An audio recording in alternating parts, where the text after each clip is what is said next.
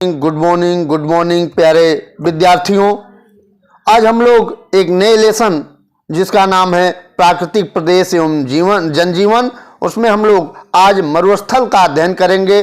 कक्षा 7 में जो आपका 10वां लेसन है, पार्ट नंबर 10 है कक्षा 7 के, जो आप पढ़ते हैं किताब पृथ्वी और हमारा जीवन, उसमें 10वां लेसन आप देखेंगे तो उसमें होगा प्राकृतिक प्रदेश एवं जनजीवन में मरुस्थल।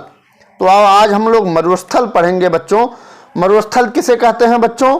मरुस्थल ऐसा क्षेत्र जहां पर 25 सेंटीमीटर से भी कम वर्षा होती है, जहां पर पशु पक्षियों पेड़ पौधों के लिए जीवन सरल नहीं होता है, अन्य प्रकार की व्यवस्थाएं नहीं पाई जाती हैं, और जहां पर मैंने पहले ही बता चुका बारिश बहुत ही कम होती है। वहां पर खजूर, बबूल, सेहुड़, नागफनी और ताड़ के वृक्ष स्वयं उगाते हैं। ऐसे क्षेत्र को क्या कहा जाता है बच्चों? मरुस्थल कहते हैं। ठीक है, ऐसे क्षेत्र को क्या कहते हैं? मरुस्थल कहते हैं। एक बार फिर से सुन लीजिए, ऐसा क्षेत्र जहां पर 25 सेंटीमीटर से भी कम वर्षा होती है, वहां पशु पक्षियों के लिए रहना प्रतिकूल होता है, उसे हम क्या कहेंगे? मरुस्थल कहते हैं बच्चों। ठीक है, मैं मनोज पांडे अपने मंगलम मंत्रा पर हार्दिक स्वागत आपका करता हूं बच्चों। आइए देखते हैं इस मरुस्थल के प्रश्न और उत्तर को। आप पढ़ रहे हैं भूगोल, कक्षा 7 का भूगोल, जिसमें प्राकृतिक प्रदेश एवं जनजीवन में मरुस्थल का अध्ययन हम लोग करेंगे और उसके प्रश्न और उत्तर देखेंगे बच्चों। ठीक है, आइए देखते हैं। प्रश्न नंबर पहला है, यहां निम्नलिखित प्रश्नों के उत्तर दीजिए। यहाँ मिस हो गया बच्चों, यहाँ निम्नलिखित कार्ड हो गया है, टाइप में समस्या हो गई थी, तो आप यहाँ देख लिए निम्नलिखित प्रश्नों के उत्तर संक्षेप में दीजिए। तो यहाँ आप लोग लिख लीजिएगा। ठीक है, फिर पहला है, मरुस्थलीय प्रदेश की रचना कैसे होती है, या किसी किसी किताब में दिया होगा मरुस्थलीय प्रदेश की जलवायु कैसी है। तो दोनों एक ही बात है बच्चों ना। आप चाहे मरुस्थलीय प्रदेश की जलवायु कैसी है ये लिखिए, या फिर मरुस्थलीय प्रदेश की रचना कैसी है ये लिख लीजिए। दोनों में चाहे जो लिख लीजिए। ठीक है, चलते हैं इसके उत्तर को देखते हैं बच्चों। मरुस्थलीय प्रदेश की जलवायु बच्चों, उसमें देखेंगे मरुस्थलीय प्रदेश की शुष्कता है। मरुस्थलीय प्रदेश क्या है? शुष्क होता है, मतलब बारिश तो होती नहीं है, इस नाते उसका नाम मरुस्थल पड़ा। यहाँ वर्षा बहुत कम होती है। जब वर्षा होती है तब वर्षा के साथ साथ क्या चलता है? तेज हवाएं व तूफान आते हैं। ठीक है, इस क्षेत्र के दिन व रात के तापमान में अधिक अंतराल रहता है। दिन धूप वाले और गर्म होते हैं। खूब धूप होती है रेगिस्तान में या मरुस्थलीय क्षेत्रों में, क्या होती है? बहुत तेज धूप होती है, और धूप जब होगा तो गर्मी अपने आप बढ़ जाएगी बच्चों। ठीक है, जबकि रातें बहुत ही ठंडी होती हैं। रातें क्या होती है? बहुत ही ठंडी होती हैं। ठीक है बच्चों, ये रहा मरुस्थलीय प्रदेश की रचना या मरुस्थलीय प्रदेश की जलवायु। ठीक है, आगे चलते हैं बच्चों। यहाँ थोड़ा सा मैं लिख देता हूँ, मान लीजिए कुछ बच्चे समझेंगे नहीं, तो मैं पेंसिल से उठा करके जलवायु लिख देता हूँ। ठीक है, यहाँ से ले लो जलवायु।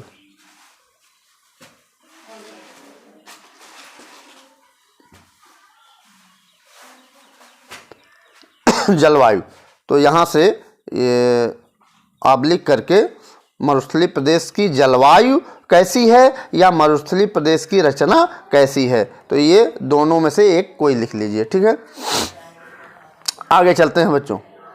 प्रश्न नंबर 2 है आपका, मरुस्थलीय प्रदेश की वनस्पति की क्या विशेषताएं हैं?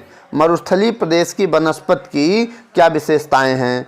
तो उसका उत्तर होगा बच्चों, मरुस्थलीय प्रदेश की वनस्पति की विशेषताएं इस प्रकार हैं, या ऐसे भी लिख सकते हैं आप लोग, मरुस्थलीय प्रदेश की वनस्पति की विशेषताएं निम्नलिखित हैं। तो दोनों तरह से मैं बता दे रहा हूं, आप लोग जो भी सरल आपको लगे वो आप लिख सकते हैं। पहला है बच्चों, पानी की कमी के कारण यह क्षेत्र वनस्पति विकास के अनुकूल नहीं होता है। ठीक है, पानी की कमी के कारण यह क्षेत्र वनस्पति विकास के अनुकूल नहीं है। ठीक है, क्योंकि बारिश होगी नहीं तो वहाँ पर वनस्पतियाँ, जो अच्छी वनस्पतियाँ हैं वो उग नहीं पाती हैं। ठीक है बच्चों। शुष्क जलवायु व कम वर्षा के कारण मरुस्थलीय वनस्पतियां विकसित हो जाती हैं। मरुस्थलीय वनस्पतियों में से कौन कौन, अभी मैंने बताया था मरुस्थलीय वहाँ पर कौन कौन से वनस्पतियां उगाती हैं। स्वयं खजूर उगाते हैं, बारिश नहीं होगी तो खजूर उगेंगे। बबूल जिसमें कांटे होंगे, कांटेदार वृक्ष उगते हैं, जैसे बबूल हो गया, उसके बाद सेहुड़ हो गया, नागफनी हो गया। ठीक है, ये सब स्वयं उगाते हैं। ठीक है, तो वही है, शुष्क जलवायु व कम वर्षा के कारण मरुस्थलीय वनस्पतियां विकसित हो जाती हैं। ये रहा आपका ये पहला खा का पहला मतलब उसमें बिंदुवार मैं जो लिखा रहा हूँ उसमें पहला बिंदु ये रहा। ठीक है। दूसरा बिंदु है बच्चों, यहाँ की वनस्पति की जड़ें लंबी होती हैं जिससे वे भूमि की गहराई तक पहुँचती हैं, भूमि की गहराई तक पहुँचती हैं या पहुँच जाती हैं। ठीक है। नंबर 3 बिंदु होगा, जल वाष्पन को कम करने के लिए ये पत्तियां नहीं होती हैं। जल वाष्पन को कम करने के लिए ये पत्तियां नहीं होती हैं, इनमें पत्तियां नहीं पाई जाती। नंबर 4, कहीं भी जल के स्रोत या नदी होती है, आसपास के पेड़ पौधे झाड़ियां वे घासें उगती हैं। यहाँ देखिए फिर से, जहाँ भी कहीं, यहाँ थोड़ा सा मिस हो गया है, कहीं भी जल के स्रोत, यहाँ ठीक है, यहाँ सही टाइप हुआ है, कहीं भी जल के स्रोत या नदी जहाँ भी होती है वहाँ आसपास के पेड़ पौधे झाड़ियाँ स्वयं उगाती हैं। वे वीरान पर अजीब से दिखाई देती हैं, वे वीरान दिखाई देती हैं और अजीब से दिखाई देती हैं। इस कारण इन्हें मरुद्यान कहते हैं। क्या कहते हैं बच्चों? मरुद्यान कहते हैं। ठीक है, यहाँ पर आप समझ सकते हैं कि जहाँ कहीं जल के स्रोत या नदी होती है वहाँ आसपास पेड़ पौधे झाड़ियाँ व घासें उगाती हैं। ठीक है, जहाँ भी थोड़ा सा नमी होती है तो वहाँ ये पौधे उगाते हैं। ठीक है, ये वीरान जमीन पर बगीचे से दिखाई देते हैं, इस कारण इन्हें मरुद्यान कहते हैं। या मरुद्यान को इंग्लिश में क्या कहते हैं बच्चों? ओरिएसिस कहते हैं। क्या कहते हैं? ओरिएसिस, OASIS, ओरिएसिस कहते हैं। मरुद्यानों में मरुद्यानों में क्या क्या पाया जाता है? प्याज, शकरकंद, तंबाकू और विभिन्न प्रकार की फलियां व मोटे अनाज की खेती भी की जाती है मरुद्यानों में। ठीक है बच्चों, आगे देखते हैं बच्चों। प्रश्न नंबर गा, मरुस्थलीय प्रदेश की प्राकृतिक वातावरण का मानव जीवन पर क्या प्रभाव पड़ता है? मरुस्थलीय प्रदेश के प्राकृतिक वातावरण का मानव जीवन पर क्या प्रभाव पड़ता है? ठीक है बच्चों, देखते हैं तो हो जाएगा। मरुस्थलीय क्षेत्र की व्युत्पत्ति बहुत विषम है। यहाँ पानी की कमी और तापमान में बहुत अंतर पाया जाता है। ताप कभी बहुत अधिक तो कभी बहुत कम होता है।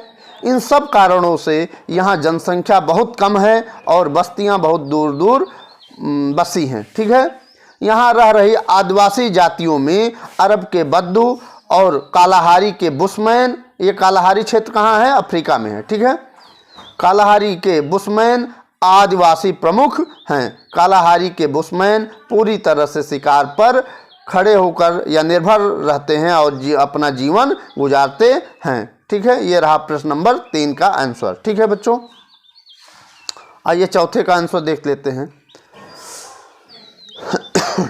मरुस्थलीय प्रदेश में मानव जीवन को सामान्य बनाने के लिए क्या उपाय किए जा सकते हैं? मरुस्थलीय प्रदेश में मानव जीवन को सामान्य बनाने के लिए क्या उपाय किए जा सकते हैं?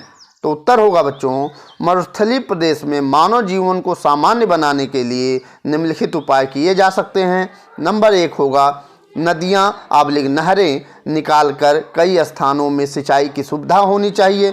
तो वही कह रहा है, नदियाँ नहरें निकालकर कई स्थानों में सिंचाई की सुविधाएं उपलब्ध करा सकते हैं जिससे कृषि की आवश्यकता को हो सके, जिससे कृषि की आवश्यकता को पूरा किया जा सके, या जिससे कृषि की आवश्यकता हो सकती है, कृषि की आवश्यकता वहाँ हो सकती है, वहाँ कृषि की जा सकती है। ठीक है, ये पहला बिंदु रहा।